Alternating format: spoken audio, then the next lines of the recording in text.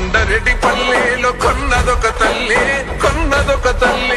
ఆలమూరు జిల్లాల కొండరెడ్డి పల్లె కొండరెడ్డి పల్లెలో కొన్నదొక తల్లి పాలల్ల పౌరుషం పోసినాదో పెద్ద పులిలాగా కాండ్రించి లేసినాడే పోరు కథలన్నీ సిననాడు చెప్పినాదో పోరు మీద తన పౌరును నడిపినాడే.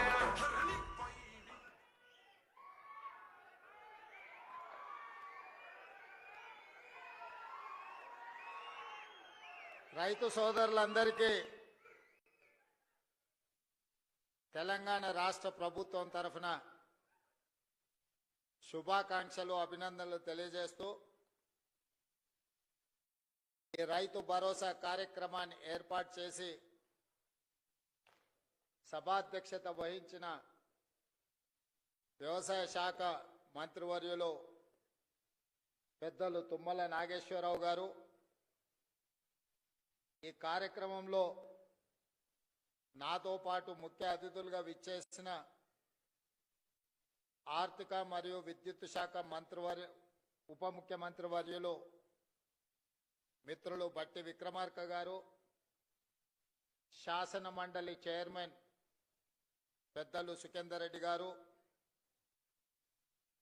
తాగునీటి పారుదల పౌర సరఫరాల శాఖ మంత్రివర్యులు సోదరులు ఉత్తమ్ కుమార్ రెడ్డి గారు, రెవెన్యూ శాఖ మరియు హౌసింగ్ శాఖ మంత్రివర్యులు మిత్రులు పొంగులేటి శ్రీనివాస్ రెడ్డి గారు, మరో సహచార మంత్రివర్గ సభ్యులు వాకిటి శ్రీహరి గారు, మరో సహచార మంత్రివర్గ సభ్యులు మహమ్మద్ అజారుద్దీన్ గారు,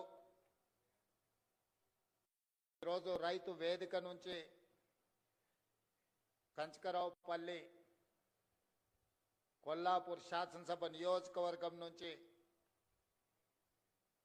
పాల్గొంటున్న సహచర మంత్రివర్గ సభ్యులు జూపల్లి కృష్ణారావు గారు, అదేవిధంగా మీర్జాపూర్ రైతు వేదిక నుండి ఈ సమావేశంలో పాల్గొంటున్న మిత్రులు సహచర మంత్రివర్గ సభ్యులు పొన్నం ప్రభాకర్ గారు, వేదిక మీద ఉన్న పార్లమెంట్ సభ్యులు, శాసన మండలి సభ్యులు, శాసన సభ్యులు, వివిధ కార్పొరేషన్ల చైర్మన్లు, ఈరోజే బాధ్యత చేపట్టిన తెలంగాణ రాష్ట్ర ప్రభుత్వ ప్రధాన కార్యదర్శి గారు, వ్యవసాయ శాఖ ఉన్నతాధికారులు, రెవెన్యూ శాఖ అధికారులు, ఆర్థిక శాఖ అధికారులు, మీరందరూ ఈ పండుగ కార్యక్రమంలో శిల్పారామంలో పాల్గొన్న రైతు సోదరులతో పాటు తెలంగాణ నలుమూలల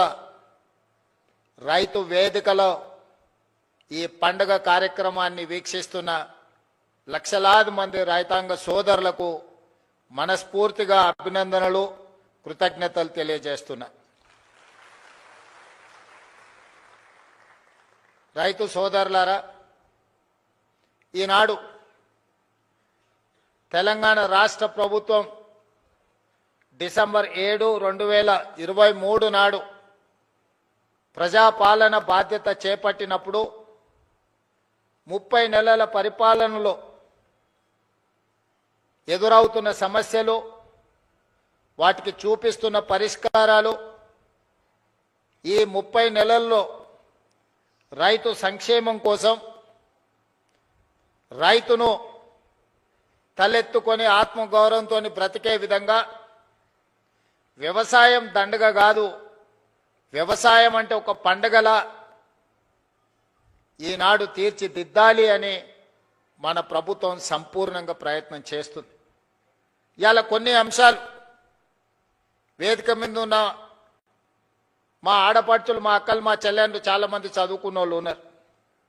మా యువమిత్రులు ఒకప్పుడు పంచగట్టుకొని వ్యవసాయం చేసే కాడి నుంచి పాయింట్ షర్ట్ వేసుకొని వ్యవసాయం దాటి ఈరోజు సూట్ వేసుకున్న సోదరులు కూడా వ్యవసాయ పనుల్లో నిమగ్నమవుతున్న సందర్భంలో కొన్ని అంశాలను మీ ముందు ప్రస్తావించాలని ఈరోజు నేను భావిస్తున్నా.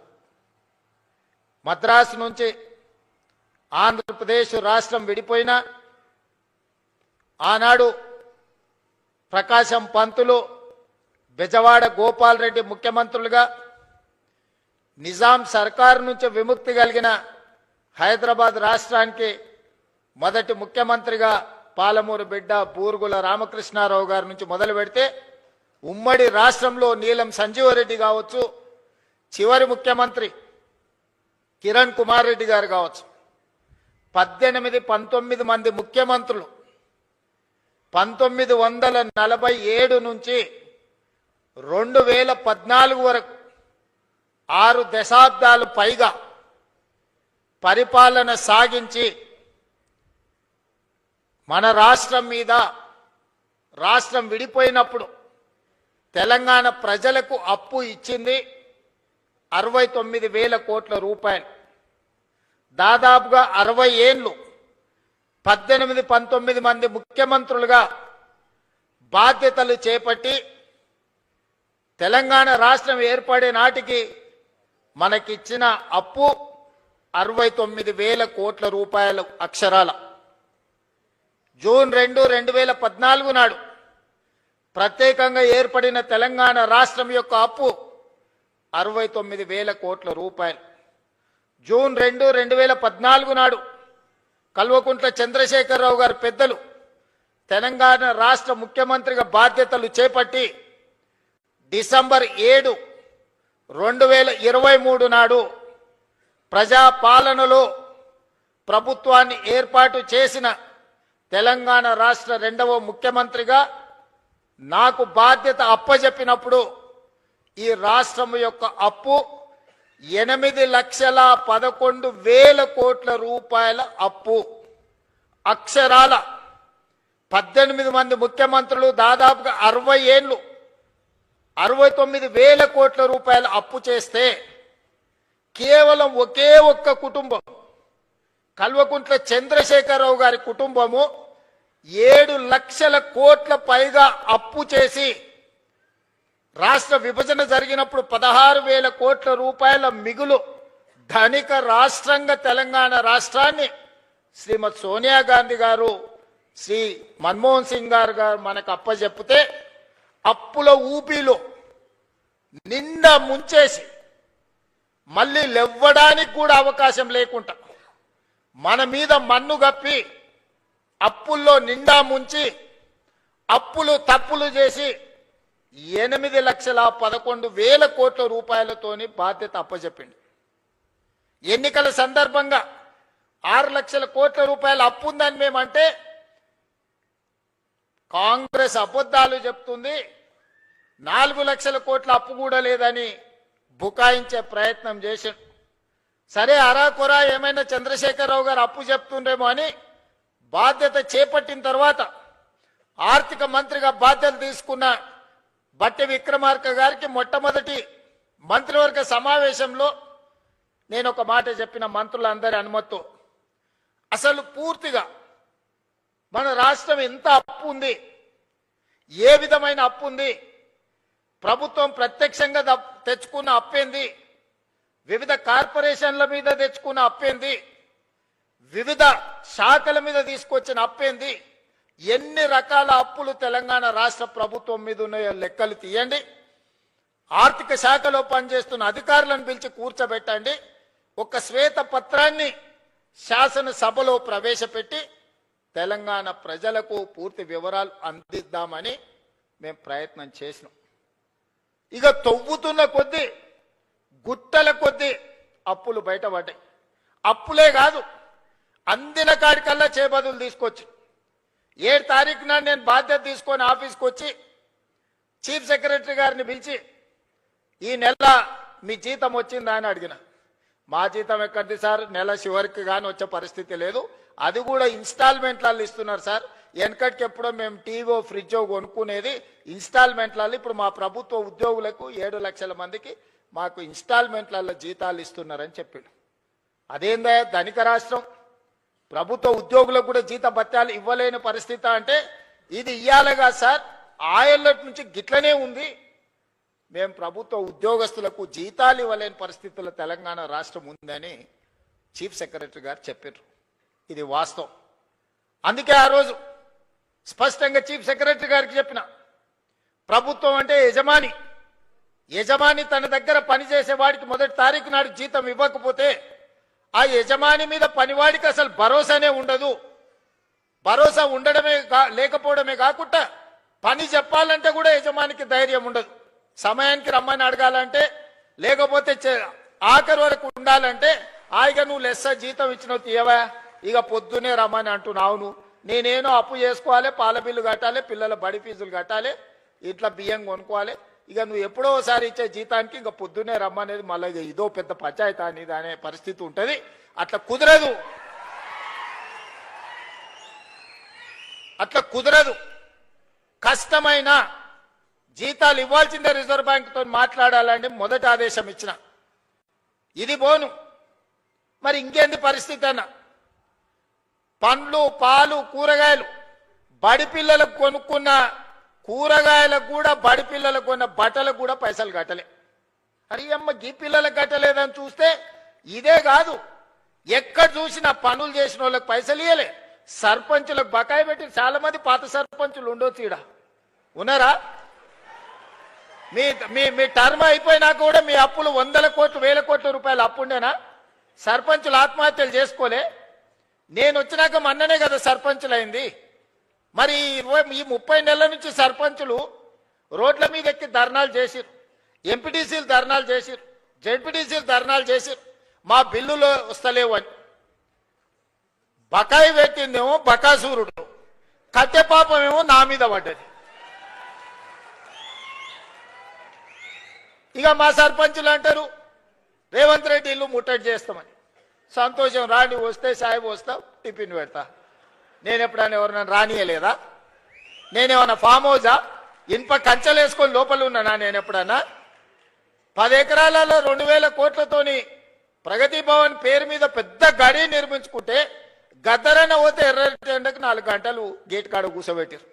నేను కానీ మా బట్టన్న కానీ ఎవరన్నా కానీ వచ్చిన వాళ్ళందరూ లోపలి పిలిచి కూర్చోబెట్టి ఉన్నది ఉన్నట్టు చెప్తున్నాం. ఆ మధ్యలో మా అధికారులు అన్నారు, సార్ నువ్వు ఉన్నది ఉన్నట్టు చెప్పక సార్, నీకు దండం పెడతా అని. ఎందుకయ్యా? అప్పు ఉంటుంది అన్నారు. నేనన్నా అప్పు ఉంటదు అని చెప్పి నువ్వు షేర్వాన్ వేసుకొని తిరిగితే లోపల ఉన్న పరిశాని వాళ్ళకైతే తెలుస్తుంది. లోపల బనీన్కు బొక్కలే ఉన్నాయి, డ్రాయర్కు బొక్కలే ఉన్నాయి, అంగి లేనే లేదు. మీద షేర్వాన్ వేసుకొని నేను నవాబులని చెప్తే ఏం లాభం అయ్యా? మనం నవాబులం కాదు, చంద్రశేఖరరావు దెబ్బకు బికార్లుగా మారినాం. ఈ వాస్తవం వాళ్ళంతా మనోలే, వాళ్ళకి చెప్పాలి కదా. వాళ్ళకి చెప్పకుండా మనం దాచిపెడితే, క్యాన్సర్ వస్తే ఇంట్లో ఇంటామెకి చెప్పలేదు అనుకో, డాక్టర్కు ఉన్న రోగం చెప్పలేదు అనుకో, సచ్చి ఊరుకుంటాం. అవునా? అందుకే నేను చెప్పిన ఇదంతే, ఏం కాదు, ఏమైతే అదైంది, కుల్లం కుల్ల ఉన్నది ఉన్నట్టు చెప్తా, లెక్కలు చెప్తా, ఉన్నది చెప్తా, చేసేది చెప్తా, చెప్పిందే చేస్తా. ఇది ఆ నిర్ణయించి నేను చెప్పిన. ప్రభుత్వ ఉద్యోగస్తులకు జీతాలు ఇవ్వలేని పరిస్థితి ఉంది, పిల్లలకు కాస్మెటిక్ ఛార్జెస్ ఇవ్వలేని పరిస్థితి ఉన్నది, హాస్టల్లో మెస్సు బిల్లులు కట్టే పరిస్థితి లేదు. మా అక్కలు స్వయం సహాయక సంఘాలలో ఉన్నారు, వంటలు చేస్తే వంటల పైసలు కూడా ఇచ్చలేని పరిస్థితి ఉండే. చాలా మంది మా అక్కలు ఈడు ఉన్నారు, వేదిక రైతు వేదికల్లో చాలా మంది ఊర్లలో బల్లె పిల్లలకు వండి పెడితే వండి పెట్టిన వాళ్ళకు కూడా మనం పైసలు ఇవ్వలేని పరిస్థితి. అప్పులు తెచ్చి వాళ్ళు కూరగాయలు మితికి తెచ్చి పిల్లల కూరల బడికి వండి పెట్టామంటే కూరగాయలు, ఉప్పు, పప్పు, బెల్లం, చింతపండు, కోడిగుడ్డు వాళ్ళే బాకీలు తెస్తే మిత్తి కట్టలేక చచ్చిపోయారు మా అక్కలు. ఇజ్జత్ కోసం మెడలు ఉన్న బంగారం, చెవులకున్న పోగులు అమ్మి ఆ అప్పు కట్టారు. ఆ పరిస్థితి ఉండే. ఇట్లాంటి దివాలా తీసిన సంసారాన్ని అప్పుల పాలు చేసి, ఏం అర్థం కాకుండా గందరగోళం చేసి, అప్పులు చేసుడే కాదు అడ్డగోలుగా తప్పులు కూడా చేసాడు. ఏడిపోయినా ఇజ్జత్ లేకుండా, ఢిల్లీకి పోతే ఇజ్జత్ లేదు, గల్లీకి పోతే ఇజ్జత్ లేదు, పక్క రాష్ట్రానికి పోతే ఓయమ్మ ఇటు తెలంగాణలో ఇంతో మాట్లాడితే ఏం అడుగుతాడో అన్నట్టుగా తప్పించుక తిరిగే పరిస్థితి ఉండే. అట్లా సంసారం మొదలుపెట్టి 30 నెలల సమాజంలో గౌరవాన్ని పెంచుకుంటూ, సమస్యల్ని పరిష్కరించుకుంటూ, విధ్వంసం అయిపోయిన తెలంగాణ వికాసం వైపు నడిపించుకుంటూ, ఒకటొకటిగా సమస్యల్ని పరిష్కరించుకుంటూ, మిమ్మల్ని అందరినీ సమన్వయం చేసుకుంటూ, పొద్దున్న లేతే రాత్రి మీ మధ్యలోనే ఉండి తప్పించుక తిరగకుండా, ఫామ్ హౌస్లో వండుకోకుండా, ఎప్పుడైనా మీ మధ్యలోనే ఉంటే ఇంకేం చేస్తారు? ఏం చేస్తారా? కష్టం ఉందనంటే ఓ రోజు కోపం వస్తుంది, ఇంకో రోజు అయ్యో పాపం పిల్లగాడు ఏదో తిప్పలు పడుతున్నాడా, నడవని సంసారం నడుపుతున్నాడు కదా అని అంటారు. తప్పించుకు తిరుగుతామంటారు, వీడు ఉత్త దొంగోడు ఉన్నట్టున్నాడా, ఎమ్మ దొడ్డకు రాడు దొంగోడు కాదు అన్నట్టుంది సంసారం. ఇట్లాంటి దొంగోడు ఎట్లా ముఖ్యమంత్రి అయ్యిండా అనుకున్న ప్రమాదం ఉందా? మరి అందుకే ఇయ్యాల ఏం చేసింది ప్రభుత్వం అని అడుగుతున్నారు.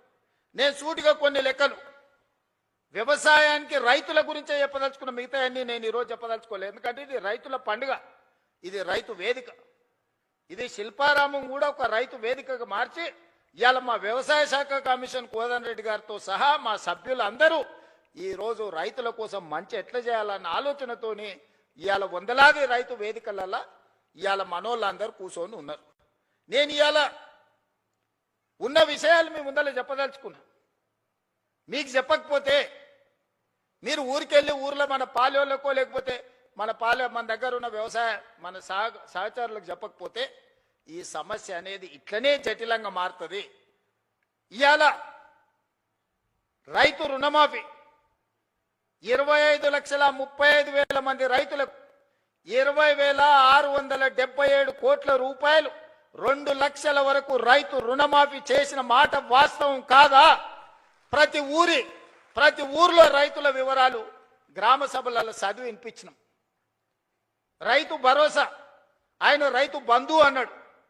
ఆ రైతు రాబంధు మీకు బకాయి పెడితే ప్రభుత్వం వచ్చిన ఎంబడే నెల తిరగక ముందే 7,000 కోట్ల రూపాయల పాత బకాయిలు మేం చెల్లించినాం. రైతు రాబంధువు మీ నెత్తి మీద పెట్టిపోతే నేను వచ్చి కట్టిన ఒడ్లు సివిల్ సప్లైస్ కార్పొరేషన్ కొని బకాయిలు పెట్టిపోతే ఉత్తమ్ కుమార్ రెడ్డి గారు వచ్చి ఈరోజు ఆ ఒడ్ల పైసలు ఆనాడు 2023 నాడు మీకు చెల్లించడం జరిగింది.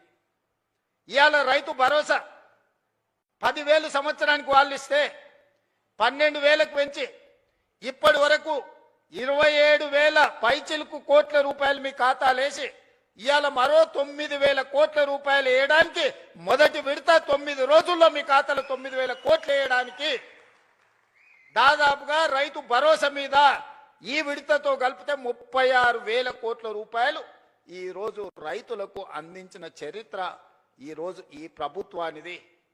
అదే విధంగా కాంగ్రెస్ వస్తే కరెంట్ ఉండదు, కాంగ్రెస్ వస్తే రైతులకి కరెంటు కష్టాలన్నారు. ఉచిత కరెంట్ ఎవరయ్యా కనిపెట్టింది? ఈ దేశంలో ఎవరికన్నా రైతులకు ఉచిత కరెంట్ ఇవ్వాలన్న ఆలోచన వచ్చిందా? ఆనాడు డాక్టర్ వైఎస్ రాజశేఖర రెడ్డి చేవెళ్ల నుంచి ఇచ్చాపురం వరకు పాదయాత్ర చేసినప్పుడు తెలంగాణ రైతాంగం అందరూ కాలిపోతున్న మోటార్లు, పేలిపోతున్న ట్రాన్స్ఫార్మర్లు చూపించి మా రైతుల కన్నీళ్లు తీరవాలే, తెలంగాణ వ్యవసాయం మొత్తం కరెంటు మోటార్ల మీద ఆధారపడ్డ వ్యవసాయం అంటే కాంగ్రెస్ పార్టీ ఎన్నికల మేనిఫెస్టోలో పెట్టి ఉచిత కరెంటుని దేశంలో కనిపెట్టిందే కాంగ్రెస్ పార్టీ. ఉచిత కరెంటు కాంగ్రెస్ పార్టీ పేటెంట్. ఏ సన్నాసన్న ఉచిత కరెంటు మాది అన్నాడంటే మా అక్కలు చీపురు కట్ట మలిపి కొడతారు. ఆ ఎల్ల చాలా మంది అన్నారు ఉచిత కరెంట్ అంటే బట్టలు ఆరేసుకోవాల్సి వస్తుందని. ఇచ్చి చూపించి రాజశేఖర రెడ్డి గారు 2004 ముఖ్యమంత్రిగా ఎల్బీ స్టేడియంలో ప్రమాణ స్వీకారం చేసినప్పుడు 7 గంటల ఉచిత కరెంటుతో పాటు వందలాది కోట్ల రూపాయలు రైతుల కరెంటు బిల్లులను రద్దు చేసి లక్షలాది మంది రైతుల మీద ఉన్న క్రిమినల్ కేసెస్ రద్దు చేసిన సంతకం, మొట్టమొదటి ఫైల్ మీద సంతకం ముఖ్యమంత్రిగా వైఎస్ రాజశేఖర రెడ్డి గారు కాంగ్రెస్ పార్టీ 2004 సంవత్సరంలో సంతకం పెట్టింది కాంగ్రెస్ పార్టీ కాదా? ఇవాళ గుడ్డొచ్చంట కోడిని బెదిరించిందంట. ఈడెవడో వచ్చి మేమిచ్చిన ఉచిత కరెంటుకు నీ ఖాతాలో రాసుకొని కాంగ్రెస్ వస్తే కరెంటు కష్టాలు అన్నాడు. ఆ ఉచిత రైతు కరెంటుకు ప్రతి నెల మా బట్టి విక్రమార్క గారు ఆర్థిక మంత్రి ఆయనే, విద్యుత్ శాఖ మంత్రి ఆయనే, ఎడమ చేత్తో ఇస్తుండు కుడి చేత్తో తీసుకుంటూ నెలకు 1,000 కోట్ల రూపాయలు ఇవాళ రైతులకు ఉచిత కరెంటు మీద 30,000 కోట్ల రూపాయలు 30 నెలల బట్టి విక్రమార్క గారు ఉచిత 24 గంటల ఉచిత విద్యుత్ కోసం రైతుల కోసం 30,000 కోట్ల రూపాయలు ఈనాటికి మనం ఖర్చు పెట్టినాం. బోనస్ కింద 4,000 కోట్లు దాదాపుగా ఉత్తమ్ కుమార్ రెడ్డి గారు ఇచ్చారు.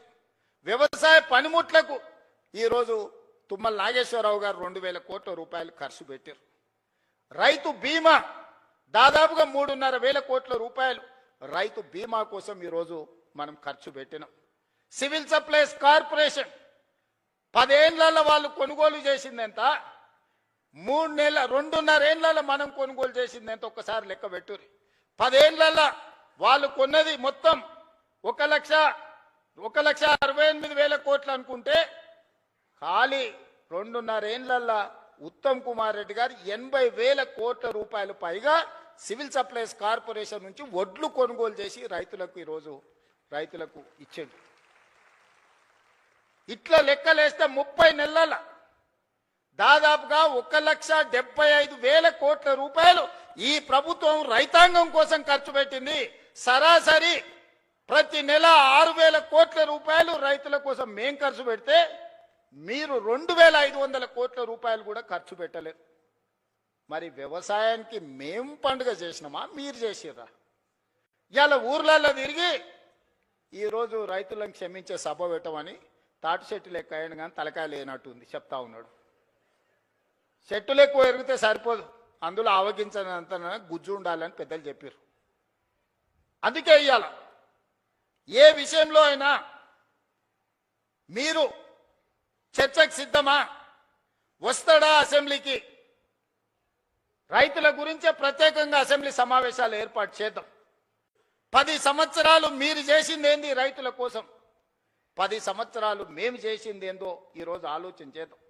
సాగునీటి ప్రాజెక్టులు కాళేశ్వరం పేరు మీద గోదావరి నదీ జలాలతోని ఉత్తర తెలంగాణను సస్యశ్యామలం చేస్తా, రంగారెడ్డి జిల్లా వరకు తీసుకొస్తని 1,50,000 కోట్ల రూపాయల అంచనాతోని గోదావరి నదీ జలాల మీద కాళేశ్వరానికే 1,02,000 కోట్ల రూపాయలు కాంట్రాక్టర్లకు చెల్లిస్తే 3 ఏళ్ల కాళేశ్వరం కట్టుడు, 3 ఏళ్ల కాళేశ్వరం కూలుడు మీరే కడుతురి, మీరే కూలగొడుతురి.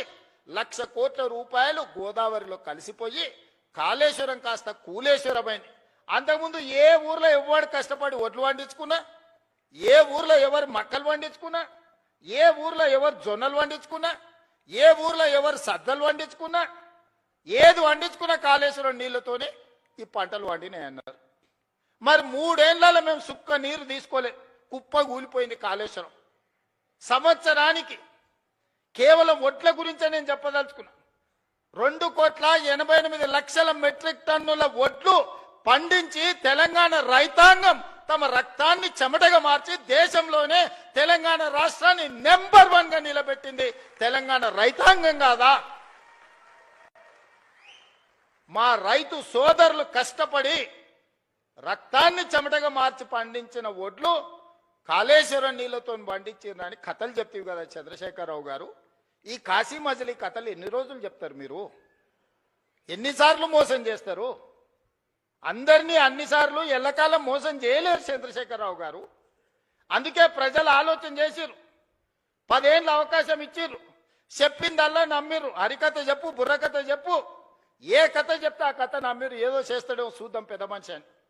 చివరికి అన్ని కథలు విన్న తర్వాత గొలుసులు తెచ్చి బంధించి బకాసూరుని తీసుకుపోయి ఫామ్ హౌస్లో గట్టేసిర్రు బయటికి వెళ్ళకుండా. ఇక నిన్న మన పిల్ల రాక్షసులు బయలుదేరి వస్తాడు ఇక చంద్రశేఖరరావు రావాలని కోరుకుంటురని. ఎవడు కోరుకుంటున్నా? ఎవరికేమి ఇచ్చిర్రు? మీకంటే ఫామ్ హౌస్లు ఇచ్చిర్రు, రాసుకోనికే పేపర్లు ఇచ్చిర్రు, చూపించుకోనికే టీవీలు ఇచ్చిర్రు, దోసుకోనికే తెలంగాణ రాష్ట్రాన్ని ఇచ్చిండ్రు. మీకు రావాలేమో చంద్రశేఖరరావు, మా రైతులకు ఎందుకయ్యా? రైతు రుణమాఫీ చేయలేదు, 1,00,000 రూపాయలని 4 విడతలని, అసలు లేదు మిత్తి లేదు, చేతిలో అప్పు చేతిలో సిప్ప నెత్తి మీద అప్పు మిగిలిచ్చిపోయిండు. 2 సార్లు 1,00,000 రూపాయలు రుణమాఫీ అని చేసిండా? డబుల్ బెడ్రూమ్ ఇండ్లు అన్నాడు ఇచ్చిండా? దళితుల 3 ఎకరాల భూమి అన్నాడు ఇచ్చిండా?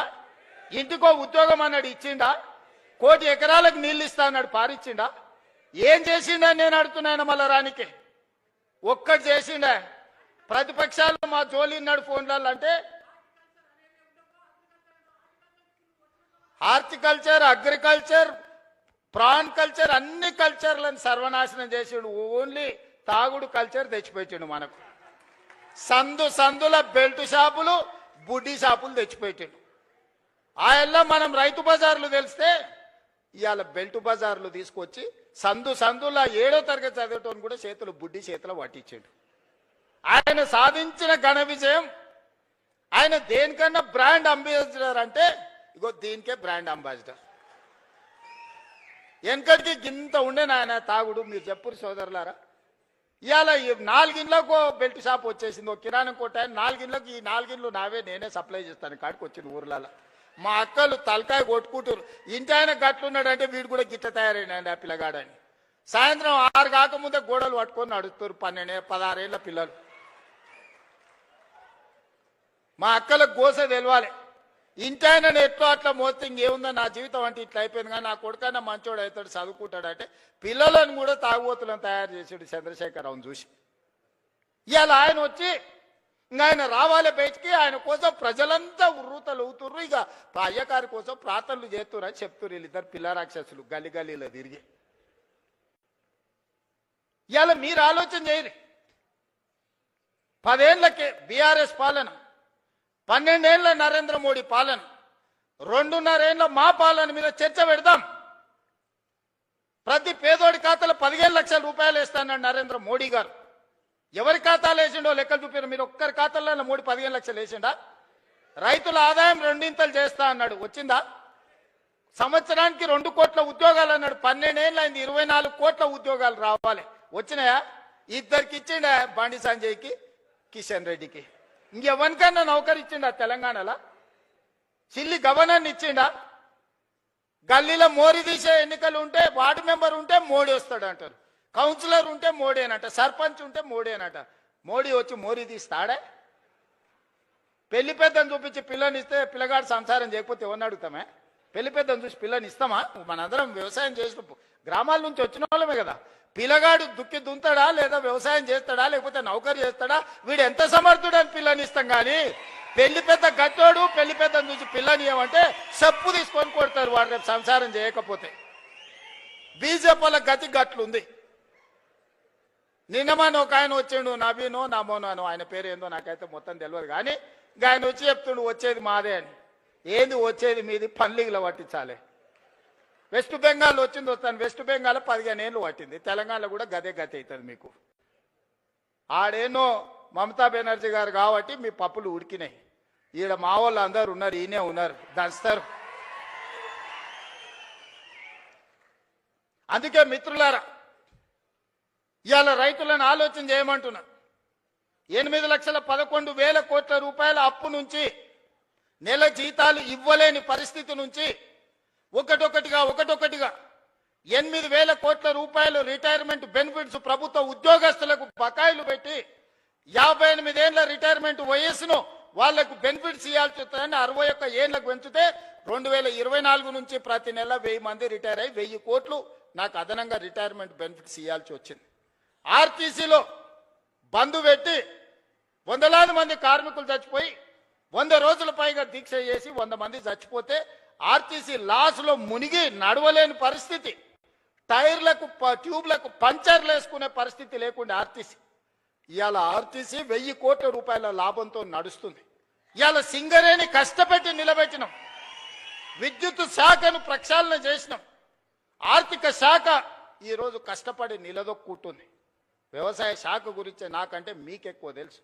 రెవెన్యూ శాఖ ధరణి పేరు మీద ఘడీల కోసం గులాంగిరి చేసే వ్యవస్థను తీసుకొస్తే ధరణిని బంగాళాఖాతంలో వేసి భూభారతి తీసుకొచ్చి ఈరోజు మీ సమస్యల్ని ఈ ప్రభుత్వం పరిష్కరిస్తలేదా? మా అక్కలు ఈయనే ఉన్నారు. ఆ ఎల్ల అమ్మగారింటికి పోవాలన్నా, అమ్మవారిని దర్శించుకోవాలంటే అయితే ఇంటి ఆయనను అడగాలి, లేకపోతే పిల్లల్ని అడగాలి. బస్కిరాయి బిడ్డ అమ్మని చూసి వస్తా అంటే ఇప్పుడు నువ్వు ఏముంది అమ్మ నీకు దసరాకు వదువుగాని అనేటోళ్ళు ఉగాదికి అడిగితే. ఇవాళ ఇంటి ఆయన బావి కాడిపోతే అక్క బస్ ఎక్కి చక్క పోయి అమ్మని చూసి మళ్ళీ వచ్చి ఎప్పటిలాగా వంట వండుకుంటా ఈటీవీ మా టీవీ సీరియల్ చూస్తుంది. అక్కలారా మీరు చెప్పండి, మీ తమ్ముడు ముఖ్యమంత్రి అయినప్పటి నుంచి ఎవరన్నా మిమ్మల్ని ఒక్క పైసనన్నా బస్ కిరాయి అడిగినరా? అక్క ఒట్టేసి చెప్పురి. 7 కన్నా ఎవరన్నా అడిగిర్రా? ఉచితంగా బస్సు ఇవ్వలే అక్క మీకు అందరికీ? 11,000 కోట్ల రూపాయలు మీ తరఫున ఆర్టీసీకి నేను కడితే ఇవాళ 1000 కోట్ల రూపాయల లాభంతో ఆర్టీసీ నిలబడ్డది. మా అక్కల్ని అందరినీ ఆర్టీసీ బస్సులో మారాణులాగా పోతుంటే ఆటో వాళ్ళని రెచ్చగొట్టి ఆర్టీసీ ఆడబిడ్డలకు బంధు పెట్టురని ఆటో డ్రైవర్లను తీసుకొచ్చి మీ మీద ధర్నా చేయించాం. ఇరుగుతుందని చెప్పిన ధర్నా చేయించినోనికి మా అక్కల దగ్గరకు పోయారంటే ఇరుగుతుంది, దేశాలు ఏ కూర మూసుకొని ఇంటికి కోరానంటే అందరు ఎక్కడోళ్ళు అక్కడ పోయారు. అట్లా మా అక్కల్ని ఉచితంగా బస్సులో పోతురని అవమానకరంగా చూస్తుంటే 1000 బస్సులు కొనిచ్చి 1000 బస్సులకు యజమానులకు మా మహిళా సంఘాలలో చేసి యజమానులను చేసిన మా అక్కలు ఇవాళ 1000 బస్సులకు యజమానులు. ఎవరో దాన ధర్మం మీద బస్సులో ఉచితంగా తీసుకుపోతే ప్రయాణం చేసేటోళ్ళు కాదు, 1000 బస్సులకు యజమానులు చేసిన. సోలార్ విద్యుత్ అంటే అదాని అంబానీ అంటే 1000 మెగావాట్ల సోలార్ విద్యుత్ మా ఆడబిడ్డలకు ఇచ్చి ఈరోజు విద్యుత్ ఉత్పత్తి చేసే పెట్టించి ఈరోజు బట్టిగారితో ఒప్పందం చేపించి ఇవాళ మా అక్కలకు అందరికీ సోలార్ విద్యుత్ ఉత్పత్తి చేసే యజమానులని చేపించిన. పెట్రోల్ బంకులు రిలయన్స్ నడుపుతుందంటే నారాయణపేట నుంచి ఈరోజు సంఘాలకు పెట్రోల్ బంకులు ఇప్పించి పెట్రోల్ బంకు యజమానులను మా అక్కలను చేయలేదా? రిలయన్స్తో పోటీ పడే విధంగా మా అక్కలు ఇన్నే ఉంది కదా, చెప్పమను. ఇవాళ శిల్పారామం హైటెక్ సిటీ అంటే అన్ని ఐటీ కంపెనీలు, విప్రో, మైక్రోసాఫ్ట్, లేకపోతే పెద్ద పెద్ద కంపెనీలని. ఎప్పుడన్నా మా అక్కలకి పక్కనే 3.5 ఎకరాలు ఉందయా, 1000 కోట్లది. ఒకసారి ఇందిరా మహిళా శక్తి స్టాల్స్ అని దీని పక్కనే గోడ కూడా మొత్తం లేదు, పోత చూసిపోరు. 1000 కోట్ల రూపాయలతోని మా అక్కలు తయారు చేసిన వస్తువులు అమ్ముకోనికి హైటెక్ సిటీ పక్కన 1000 కోట్లు 150 షాపులు మా అక్కలు ఉత్పత్తి చేస్తే గ్రామాలలో ఉత్పత్తి చేసే వస్తువులను ప్రపంచానికే గర్వంగా ఇక్కడ పెట్టి ఇలా మా అక్కలకు హైటెక్ సిటీ పక్కన 1000 కోట్ల భూమి నేనిచ్చిన 1000 కోట్లు 8000 గ్రామ సంఘాల కోసం మీటింగుల కోసం ఒక్కటేసారి మొన్న టెంకాయ కొట్టి ప్రారంభించిన. జిల్లా కేంద్రాలు తొందరలోనే 23 జిల్లాల వాళ్ళ మహిళా సంఘాలకు జిల్లా కార్యాలయాలు ఈరోజు కట్టిస్తున్నాం. ఇందుకోసం మేము పోవాలనా? పిల్లల ఫీజు రియంబర్స్మెంట్ పరిష్కరించి ఒక పద్ధతి పట్టుకొచ్చినందుకు పోవాలనా? తెలంగాణ ఉద్యమమే నిరుద్యోగ సమస్య కదా. ఓ శ్రీకాంతాచారి, ఓ కానిస్టేబుల్ కిష్టయ్య, ఓ ఈశాన్ రెడ్డి, ఓ వేణుగోపాల్ రెడ్డి, ఓ సురేష్ నాయక్, ఓ కవితా నాయక్, ఈ పిల్లలందరూ దేనికోసం చచ్చిపోయినరు? మేము అమరులమైనా సరే ఉస్మానియా యూనివర్సిటీ గేటును దాన్ని పెట్రోల్ పోసుకొని తగలబెట్టుకున్న యాదయ్య దేనికోసం చనిపోయిండు? యాదిరెడ్డి ఎర్రకోట ముందల చెట్టుకు ఉరేసుకొని దేనికోసం ప్రాణత్యాగం చేసిండు? శాశ్వతంగా ఈ తెలంగాణను పట్టి పీడిస్తున్న ఉద్యోగ సమస్య, నిరుద్యోగ సమస్యను పరిష్కరించడానికి 100లాది మంది ఆత్మ బలిదానాలు చేసుకుంటే దుర్మార్గుడా నువ్వు ముఖ్యమంత్రి అయి నువ్వు, నీ కొడుకు, నీ అల్లుడు, నీ బిడ్డ, నీ సడ్డకుని కొడుకు ఉద్యోగాలు ఇచ్చుకున్నావు. కానీ మా నిరుద్యోగ యువకులకు పరీక్షలు పెడితే పేపర్లు పల్లి బఠానీలాగా జిరాక్స్ సెంటర్లలో అమ్ముకున్న దుర్మార్గుడా, నీ ప్రక్షాళన చేసి 70,000 ఉద్యోగాలు 30 నెలలు ఇచ్చింది నేను కాదా? ఆడ ఈడ కాదు, గ్రూప్ 1 ఈడి నుంచే 562 మందికి ఈ నుంచే ఉద్యోగ నియామక పత్రాలు ఇచ్చిన. పుల్లలు పెట్టి కేసులు పెడితే సుప్రీంకోర్టు వరకు పోయి కొట్లాడి 562 మంది పేదోళ్ళ బిడ్డల్ని కాపాడి ఇవాళ గ్రూప్ 1 అధికారులను చేసిన. గ్రూప్ 2లో 1100 మందిని చేసిన. గ్రూప్ 3, గ్రూప్ 4 టీచర్స్, డాక్టర్స్, అన్ని డిపార్ట్మెంట్లలో ఆర్ఎండ్బి, యుఎన్సి, ప్రతి డిపార్ట్మెంట్లో అగ్రికల్చర్ నుంచి ఇరిగేషన్ వరకు, ఎడ్యుకేషన్ నుంచి ప్రతి డిపార్ట్మెంట్లో 70,000 ఉద్యోగ ఖాళీలను భర్తీ చేసి వాళ్ళందరూ కూడా మొదటి తారీఖు నాడే జీతాలు ఇస్తున్నాం కదా. ఇది కాదా ప్రజాపాలన? ప్రజలు ఎన్నుకున్న ప్రభుత్వం ఇది కాదా? 5 ఏళ్ల కోసం ప్రజలు ఎన్నుకుంటే నువ్వు రాజీనామా చేయి, నువ్వు దిగిపో. నీ అయ్యా జాగీరా దిగిపోనికే? మీ తాతల గడి అనుకుంటున్నావా? గడి ముందల లేకపోతే మేమేమన్నా బానిసలం అనుకుంటున్నావా? ఏమనుకుంటున్నావు? బిడ్డ, దుక్కి దున్నే చేతులు ఇవన్నీ ఉన్నాయి. నువ్వు అనుకుంటున్నావేమో మళ్ళా రావాలి, వస్తాడు, తిరుగుతాడు అని. వస్తే ఏమిస్తాడు? ఏమి చేయడు? మీరు ఆలోచన చేయండి సోదరులారా. రైతు రుణమాఫీ చేయడు, రైతు భరోసా ఇవ్వడు, నిరుద్యోగ సమస్య తీర్చడు, పండించిన పంట కొనడు. ఊరేసుకుంటే ఊరేసుకున్నట్టే అని చెప్పినోడు ఇవాళ 2,88,00,000 మెట్రిక్ టన్నుల ఉత్పత్తిని చేయటమే కాకుండా అన్ని ఒడ్లు ఉత్తమ్ కుమార్ రెడ్డి గారు కొని చూపించిండు. అట్లా చెప్పినోడు ఆయన ఫామ్ హౌస్లో 100 ఎకరాలల్లో వరి పండించుకుంటే 4,200 క్వింటాలు అమ్ముకున్నాడయా. మనకు 2,000 దిక్కు లేదు, ఆయనకు 4,200 ఏం వడ్ల బదులు బంగారం పండిస్తున్నాడే ఫామ్ హౌస్లో. ఏమైనా గంజాయి వండిస్తున్నాయి, ఎటకెళ్ళి వస్తాయి? అంటే అధికారం ఉంది కదా అని నీ భూమిలో పండించిన పంటకు 4200 కంపెనీలను వంగబెట్టి గుంజుకొని నువ్వా?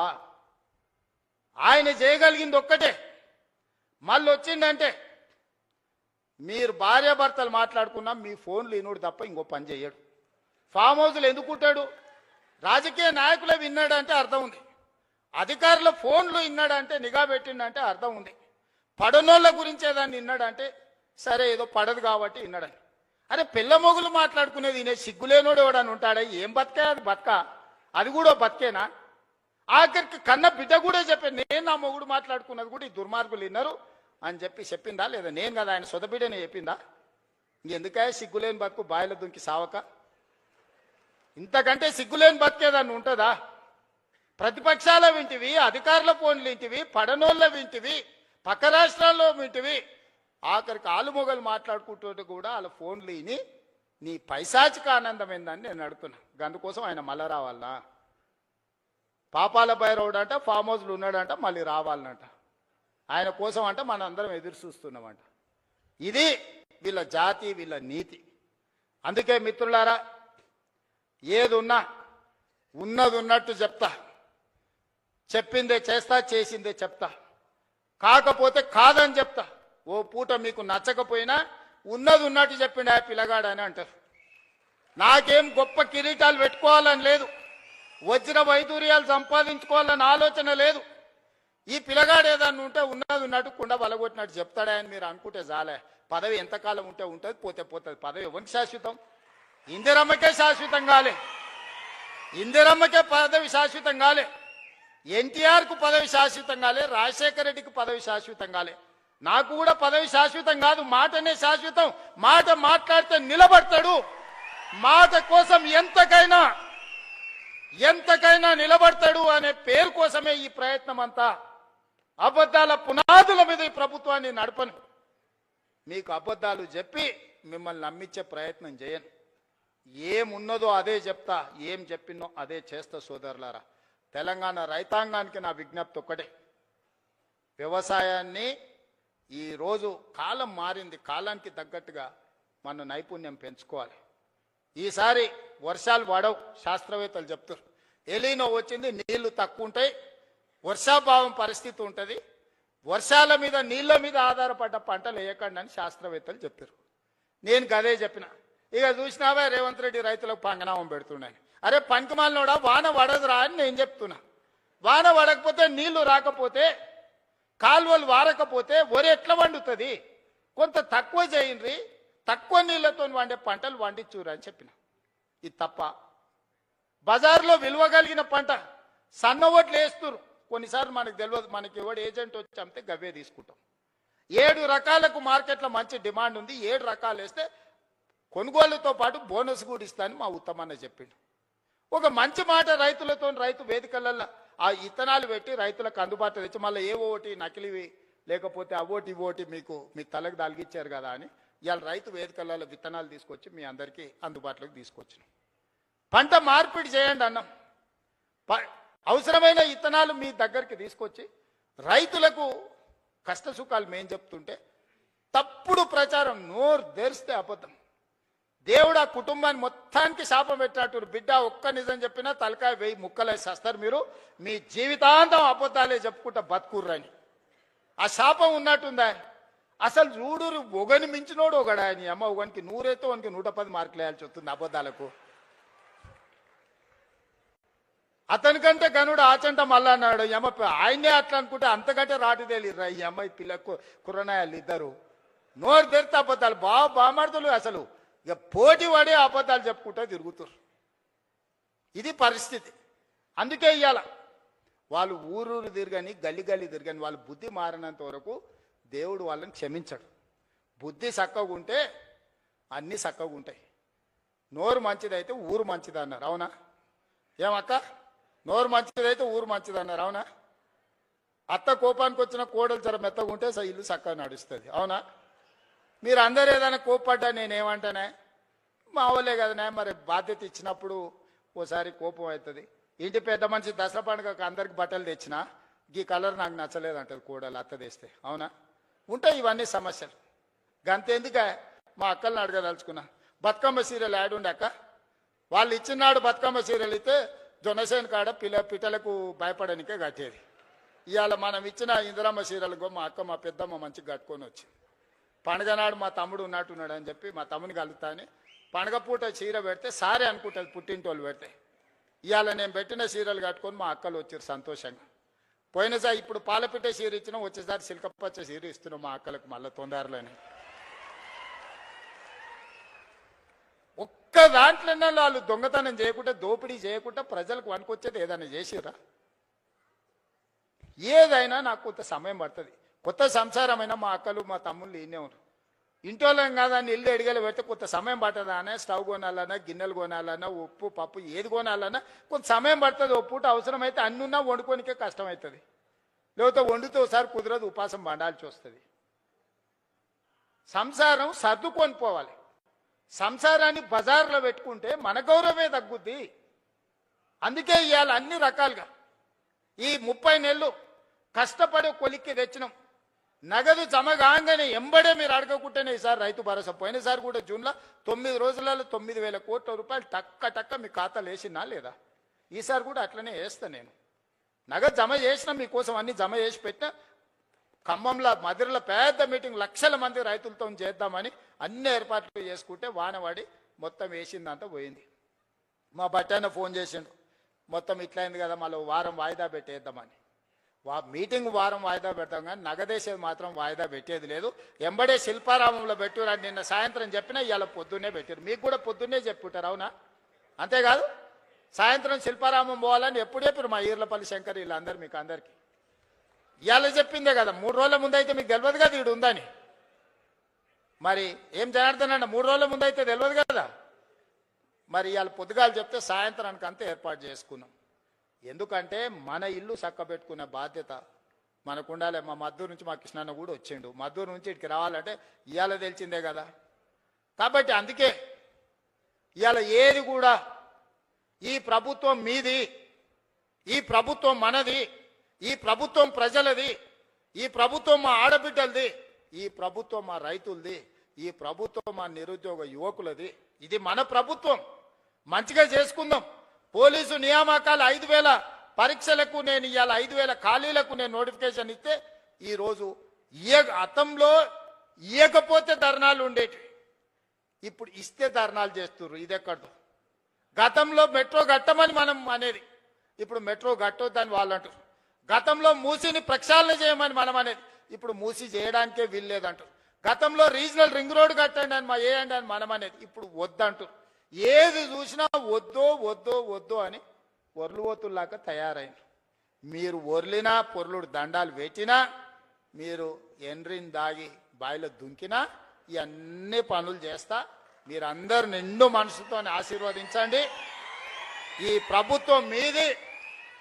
ఈ ప్రభుత్వాన్ని కంచేసి కాపాడుకున్న బాధ్యత మా రైతాంగ సోదరులదే. ఇవాళ ఏం చేయకపోయినా మీ భార్య భర్తలు మాట్లాడుకునేది అయితే ఇంటలేమా? ఓటు ఎక్కువనో ఓటు తక్కువనో ఇచ్చినాం కానీ మీ సంసారంలో సిచ్చు పెట్టే కేసీఆర్ లాంటి తప్పుడు పనులు మాత్రం చేయదలుచుకోలేదు. మళ్ళీ వచ్చిర్రా ఇక చివరికి భార్య భర్తలు మాట్లాడుకునే స్వేచ్ఛ కూడా ఈ రాష్ట్రంలో లేకుండా పోతుంది. అట్లాంటి వాళ్ళని మళ్ళీ రానిచ్చే సమస్యనే లేదు. చాలా మంది దీంట్లో అరుంధతి సినిమా ఎంతమంది చూసిండ్రా? చేతురి ఆ పశుపతిని బంధించిర్రా? గట్లనే ఫామ్ హౌస్ లో బంధించిన పశుపతిని మళ్ళా గొలుసులు తెచ్చేది లేదు.